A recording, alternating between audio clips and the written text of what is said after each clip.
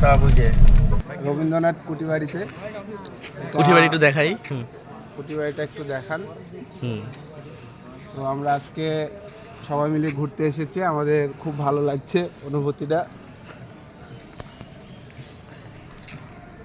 আমাদের সামনে চলে এসেছে আমার চোদ্দীয় ছাড় মিস্টার শুভ খান।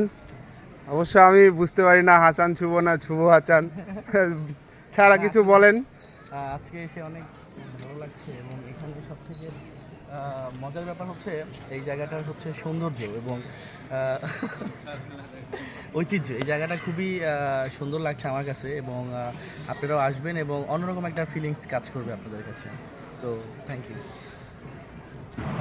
ঘুরতে গিয়েছিলাম কুষ্টিয়ার কুঠিবাড়ি। রবীন্দ্রনাথের স্মৃতিতে ভরপুর সেই জায়গাটা যেন একটুকু ইতিহাসের স্পর্শ। লালন মেলা শেষ করে সেখানে গিয়েছিলাম, আর সত্যি বলছি কুষ্টিয়ার আনাচে কানাচে লুকিয়ে আছে এমন এক সাংস্কৃতিক সৌন্দর্য যা না দেখলে বিশ্বাসই হবে না। চারপাশের পরিবেশ, মানুষের হাসি, পুরনো দিনের সেই ছোঁয়া, সব মিলিয়ে এক অসাধারণ অনুভূতি। ভালো লাগার মতো একটা দিন ছিল। মনটা একদম ভরে গেছে। সত্যি দারুণ এনজয় করেছি।